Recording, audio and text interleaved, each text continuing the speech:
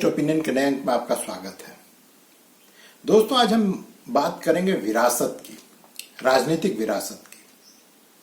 और ये बात मैं इसलिए आज के अंक में कर रहा हूं क्योंकि आप कुछ दिनों से देखिए कि खास करके दिल्ली की राजनीति कैसे बदल रही है। दिल्ली की राजनीति में हम ज्यादा पीछे की बात नहीं करेंगे, 15 दिन की बात कर लेते हैं। सबसे पहले सुप्रीम कोर्ट केजरीवाल को अंतरिम जमानत दे देता है और उनको 20 दिन के लिए जेल से बाहर आने की अनुमति मिल जाती है। वो जेल से बाहर आते हैं। पहले दिन कार्यकर्ताओं में बड़ा उत्साह देखने को मिलता है। कुछ जो बड़े समझदार किस्म के विश्लेषक हैं, उन्होंने कहा कि अब तो पूरे देश में केजरीवाल छा जाएंगे, हर जगह उनकी सभाएं होंगी। सभाएं हुई, बॉम्बे में हुई, पंजाब में होगी, दिल्ली में भी हो रही है। और इन सभाओं में ठीक ठाक भीड़ भी, लोग आ रहे हैं, सभाओं में लोग भाग ले रहे हैं। मैं ये नहीं कहता हूं कि एकाएक जो है केजरीवाल की लोकप्रियता गिर गई, लेकिन मैं इससे इतर बात कर रहा हूं। उसके बाद में स्वाति मालीवाल काला कांड हुआ।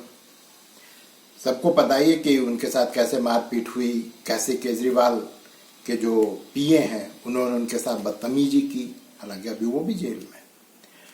तो जो केजरीवाल ओवरशैडो कर रहे थे जेल से आने के बाद राहुल गांधी को, क्योंकि मीडिया का एक वर्ग या कहें कि सारी मीडिया ही जो है केजरीवाल पे फोकस कर ली, उन्होंने केजरीवाल को दिखाना चालू किया। तो जो लाइमलाइट मिल रहा था राहुल गांधी को, वो मिलना बंद हो गया। लेकिन स्वाति मालीवाल कांड ने इसको बदला और लोगों ने कहा कि भाई केजरीवाल के लिए अब इससे निकलना बड़ा मुश्किल होगा। फिर कल क्या हुआ कि इन लोगों ने जो डॉलर कांड किए हुए हैं, जो इन्होंने कनाडा से, ऑस्ट्रेलिया से, सऊदी अरब से, सब जगह से जो है इलीगल तरीके से एफसीआरए का वायलेशन करके इन्होंने करोड़ों रुपए डॉलर के रूप में इन लोगों ने, आप वालों ने विदेश से प्राप्त किया है, जिसका रिकॉर्ड इनके खुद के नेताओं ने, दुर्गेश पाठक, मैं नाम ले रहा हूं, दुर्गेश पाठक वगैरह ने ईडी को दिया है। और अब ये उसमें फंस चुके हैं। आपको पता ही होगा कि जल बोर्ड का घपला भी ये सबके सब है। अब ये केजरीवाल को लग गया है कि मैं जेल से 20 दिन के लिए बाहर आया हूं, लेकिन 20 दिन के बाद मुझे फिर से जेल जाना होगा और मैं कब निकलूंगा ये केजरीवाल को भी पता नहीं है। क्योंकि इस बीच एक बड़ा डेवलपमेंट हुआ है जिस पर लोगों ने विशेष ध्यान नहीं दिया है। वो ये हुआ है कि ईडी ने फिर से इनके जेल जाने से पहले ही केजरीवाल का 14 दिन का रिमांड मांग लिया। काम है और पूछताछ करनी है। और इससे पहले आपको पता ही है कि पूरे आप पार्टी को भी इन लोगों ने आरोपी बना दिया है ईडी ने। तो जो आने वाला दिन है वो बड़ा ही घटिया होने वाला है, ये केजरीवाल को भी पता है। तो केजरीवाल को अब सत्ता छोड़ना ही पड़ेगा, या वो अपने मन से छोड़े या 4 तारीख के बाद में अगर भाजपा की सरकार आई तो वैसे भी इसको जो है धक्के मार के बाहर करेगी। क्योंकि अभी तक सिर्फ मोदी और जो दिल्ली के एलजी इसलिए रुके हुए हैं क्योंकि अभी इसको अगर आप धक्का मारिएगा तो चिल्लाएगा और ये शहीदी रूप अपना लेगा, कहेगा देखो चुनी हुई सरकार को लात मार के भगा दिया, ये वो दिस दैट। तो भारतीय जनता पार्टी ये नहीं चाहती है। अब आते हैं असली मुद्दे पे। तो जब ये जेल चला जाएगा तो इसका उत्तराधिकारी कौन होगा? स्वाति मालीवाल जो है उसको जो निपटाया गया है वो इसी कड़ी में आप इसको देख सकते हैं। क्योंकि स्वाति मालीवाल जो है महिला के रूप में इनकी तब की साथी है जब ये एनजीओ चलाया करते थे। उन्होंने पूरी अपनी जिंदगी, वो अच्छी है बुरी है, मैं नहीं कहता वो अच्छी है या बुरी है, ये तो कोर्ट फैसला करेगा और जो उनके पिछले कर्म कुकर्म है उससे आप तय कर सकते हैं। लेकिन वो आम आदमी पार्टी की सबसे पुरानी कार्यकर्ता है। जो स्वाति, अभी आप जो देखते हैं हमेशा मारलेना पिछले 5 साल से ही है आप में, मैंने सबसे पुरानी ये साथी हैं। और मनीष सिसोदिया के जेल जाने के बाद, और अगर आप संजय सिंह को अगर किनारे कर दें तो उत्तराधिकारी के रूप में सबसे ज्यादा स्वाति मालीवाल का नाम आगे आ रहा था, इसीलिए उसको निपटा दिया गया। चलिए, निपटा दिया गया। ये तो हर जो छोटे दल हैं, क्षेत्रीय दल हैं, उनकी पुरानी परंपरा रही है। अब आते हैं विरासत की बात पे।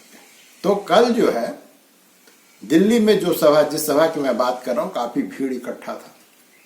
वहां पे कोई भी, मैं फिर से कह रहा हूं, कोई भी आम आदमी पार्टी का कोई भी बड़ा नेता वहां मौजूद नहीं था सिवाय सुनीता केजरीवाल के। और उसको किस तरह से प्रोजेक्ट किया जा रहा है, और अब जो है जानकार ये मान चुके हैं कि सुनीता केजरीवाल ही दिल्ली की अगली मुख्यमंत्री होगी। लेकिन क्या ये पहली बार हो रहा है कि कोई नेता जेल जा रहा है तो अपनी पत्नी को मुख्यमंत्री बना दे रहा है या पार्टी प्रमुख बना दे रहा है? नहीं दोस्तों, इस परंपरा की शुरुआत सबसे पहले लालू प्रसाद यादव ने की थी। जब वो जेल जाने वाले थे चारा घोटाले में, तो उन्होंने किया क्या? जेल जाने से पहले राबड़ी देवी को, बुरा मत मानिएगा आरजेडी वालों, जो अंगूठा टेक थी, उनको उन्होंने मुख्यमंत्री का पद दे दिया। मैंने अपनी विरासत जो अपनी पत्नी को सौंप करके वो जेल चले गए और उसका मुख्यमंत्री के रूप में राबड़ी देवी कार्य करती रही। तो ये पहली घटना थी जब पति ने जेल जाने से पूर्व अपनी पत्नी को अपनी विरासत सौंप दिया। उसके बाद में मुख्यमंत्री तो नहीं बनाया, लेकिन अपनी पार्टी की विरासत जो है, जो अपनी पार्टी की विरासत है, वो हेमंत सोरेन भी अपनी पत्नी कल्पना सोरेन को देकर गए हैं। और अब उनकी भावभंगिमा और जो उनके क्रियाकलापों से स्पष्ट हो रहा है कि पार्टी पर अब पूरा पकड़ जो है वो कल्पना सोरेन का है, और वो अपने को उसी रूप में प्रस्तुत भी करती हैं। चंपई सोरेन जो वो नाम के मुख्यमंत्री रह गए हैं। और ये जो विरासत का मामला था, इसी के कारण जो सीता सोरेन है उन्होंने पार्टी को छोड़ दिया।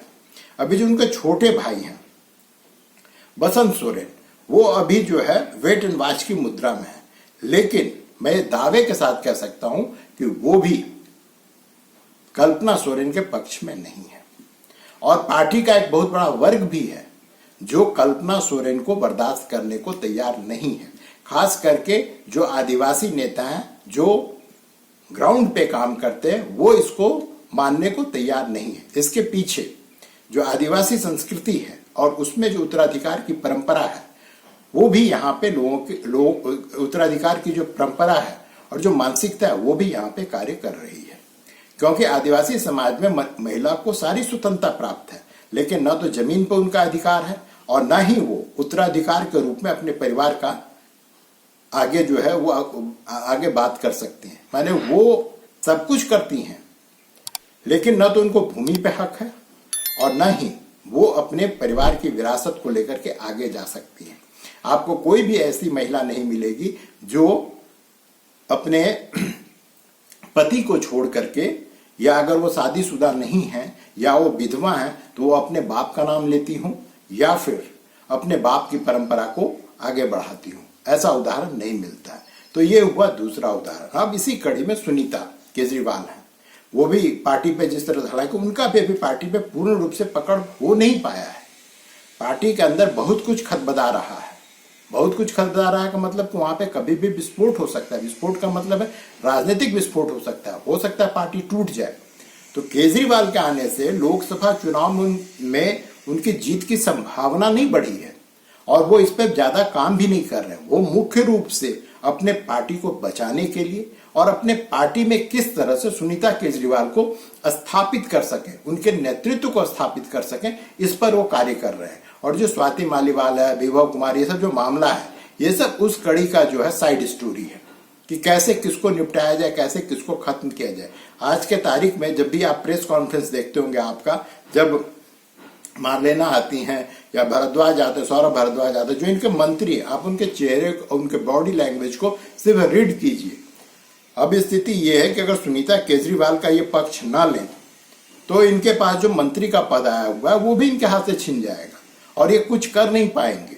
संजय सिंह ताकतवर हैं, भगवंत मान उनके मित्र हैं, लेकिन पार्टी पर किसकी पकड़ होगी? क्योंकि पार्टी में सबसे बड़ा नाम केजरीवाल है। पार्टी को सुप्रीमो है और वो जिसको जो देना चाहते हैं या वो जिसको जो चीज देना चाहते हैं, बनाना चाहते हैं, जो पद देना चाहते हैं, वो सिर्फ और सिर्फ केजरीवाल का निर्णय होता है। इसमें किसी और की कोई भूमिका नहीं होती है। अगर ऐसी बात नहीं होती तो कुमार विश्वास, प्रशांत भूषण, आनंद कुमार, योगेंद्र यादव, इन सबको कौन भूल सकता है? साजिया इल्मी, ये सब जो है उस समय फ्रंट लाइन की लीडर थी आपकी। कैसे उनको निपटाया गया ये कहानी फिर कभी, और आप लोगों में से बहुत को पता भी होगा। तो ये तो रही दोस्तों विरासत की कहानी कि अगर पति जेल जाएगा तो पत्नी को उसका विरासत मिलेगा। पत्नी योग्य है, लोकप्रिय है, इससे कोई लेना देना नहीं है, उसकी लोकप्रियता से कोई लेना देना नहीं। उसकी सिर्फ एक क्वालिफिकेशन होना चाहिए कि वो जो जेल जा रहा है मुख्यमंत्री, उसकी पत्नी होनी चाहिए, वो उसकी पत्नी हो, बस यही उसकी योग्यता है। और इसी के कारण या तो वो मुख्यमंत्री बन जाएंगी या फिर वो पार्टी प्रमुख बन जाएंगे। तो ये तो बात रही दोस्तों ये छोटे छोटे दलों की। लेकिन मैं यहाँ पे विरासत की बात को थोड़ा और आगे बढ़ाना चाहता हूँ। जितने भी भारत में क्षेत्रीय दल हैं, उत्तर से दक्षिण, पूरब से पश्चिम, या तो उनके पुत्र या तो उनके पोता या कोई जो भी है उनका जो भी उनके रक्त रेखा जो है, जो ब्लड लाइन्स है, उसमें जो भी आता है वही उस पार्टी का उत्तराधिकारी हो सकता है। महाराष्ट्र का उदाहरण उद्धव ठाकरे, उनका पुत्र, शरद पवार, उनकी बेटी सुप्रिया सुले। आप साउथ में चले जाइए, वहां तो डीएमके है, उनका पुत्र। ये आप थोड़ा सा ऊपर आइए, आंध्र प्रदेश में तो टीडीपी है, और उसके बाद जगत रेड्डी, सबके बाप थे राजनेता। फिर आप इधर आइए तो रेवंत रेड्डी अब अपवाद हो गए हैं। नहीं तो वहां पे जो बीआरएस पार्टी है उसके जो है केसीआर है, उसके बाद उनका बेटा है, उनकी बेटी के कविता अभी जेल में है, हिरासत में शराब घोटाले में भी फंसी हुई है। तो आप जहां भी चले जाएंगे, बीजू जनता दल में नवीन पटनायक जो इस मामले में अभागे हैं, क्योंकि उनका कोई बच्चा वगैरह नहीं है, तो वो एक जो है आईएएस ऑफिसर पांडियन को पकड़ लिए कि यही मेरा उत्तराधिकारी होगा। चलिए ये तो फिर भी उनके परिवार का सदस्य नहीं है। फिर आप आइए पश्चिम बंगाल, तो वहां पर अभिषेक बनर्जी अभी से पार्टी सुप्रीमो की तरह व्यवहार करते हैं।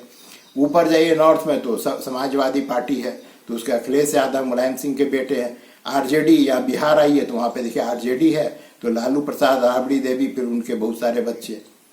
आप कहीं भी, आप कश्मीर चले जाइए, फारूक अब्दुल्ला, उनका बेटा उमर अब्दुल्ला। आप कहीं भी पूर्व पश्चिम उत्तर दक्षिण किसी भी दिशा में जाइए, हर जगह आपको उसका बेटा जो है उसका उत्तराधिकारी के रूप में दिखाई देगा। वही पार्टी का संचालन करता है, वही पार्टी का सुप्रीमो होता है।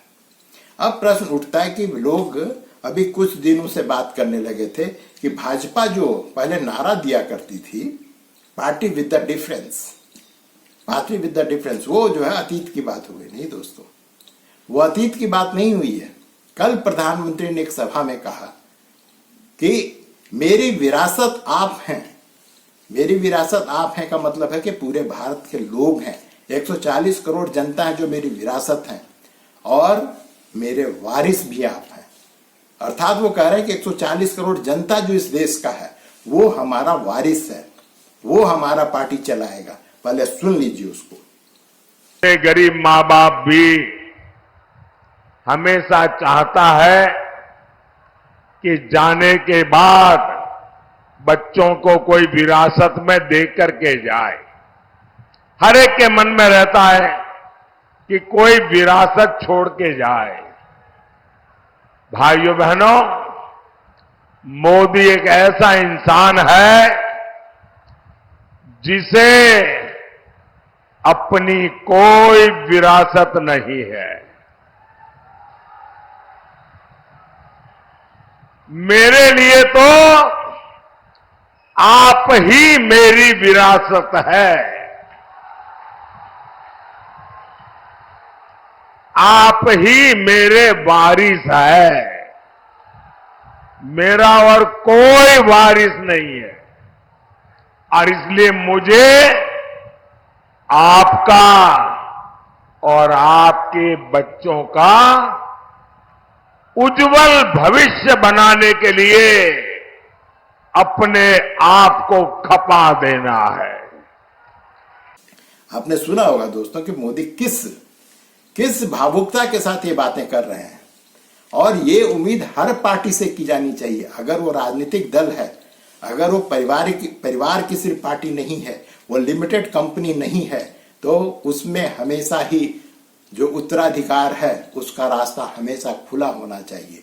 जो योग्य होगा वो पार्टी का लीडर होगा, जो योग्य होगा वो प्रधानमंत्री, मुख्यमंत्री, मंत्री बनेगा, न कि किसी का औलाद, न कि किसी की बेटी, ना तो किसी की बीवी या किसी की मां। इस देश में मुख्यमंत्री और प्रधानमंत्री बनेगा। कांग्रेस तो पुराना बदनाम है, वहां तो कांग्रेस के बारे में तो इन चर्चाओं में कोई बात ही नहीं करनी चाहिए, क्योंकि वो जो है वो गंगोत्री है, परिवारवाद की वो गंगोत्री है जिसने पूरे देश में परिवारवाद को फैलाया है, पूरे देश में परिवारवाद को फैलाया है। और झूठ लिखा हुआ है, जो लोग कहते हैं ना संविधान बदल देगी भाजपा, वो झूठ बोलते हैं। संविधान नहीं बदली है, लिखा नहीं गया है, लेकिन संविधान तो कब का बदल गया। जो हम कहते हैं लोकतंत्र है, यहाँ पे राजशाही नहीं है, यहाँ पे राजशाही नहीं है, परिवारशाही है। परिवारशाही है ये देश, परिवारशाही के बल पे चल रहा है। और ये आज से नहीं चल रहा है, 70-75 साल से चल रहा है। पहले दिल्ली तक सीमित थी, अब हर राज्य में इसका जो है फैलाव हो चुका है। तो दोस्तों, ये है विरासत की कथा। और ये हर क्षेत्रीय दल, राष्ट्रीय दल, चाहे कोई भी दल हो, अगर यहाँ पे कोई राजनीति करता है तो वो उसके अपनी दुकान, अपनी पार्टी को अपनी दुकान समझता है, जिसमें पति के मृत्यु के बाद, पिता के मृत्यु के बाद या तो उसकी पत्नी उसका उत्तराधिकारी होगा या उसका पुत्र या पुत्री जो भी है वो उसका उत्तराधिकारी होगा। और ये किसी भी लोकतंत्र के लिए खतरनाक है। और मैं तो यहां तक मांग करता हूं कि क्यों ना एक संविधान संशोधन कर ही दिया जाए, जिसमें मुख्यमंत्री, प्रधानमंत्री, मंत्री के साथ में पत्नी का भी एक पद जो है जोड़ दिया जाए कि अगर आप पत्नी हैं तो आपका पति अगर जेल जाएगा तो पत्नी जो है मुख्यमंत्री बनेगी। ये क्यों ना जोड़ दिया जाए और क्यों ना इसकी मांग की जाए। दोस्तों, सोचिएगा बैठ करके। आज के लिए बस इतना ही, मिलते हैं अगले अंक में, तब तक के लिए आज्ञा दीजिए। नमस्कार।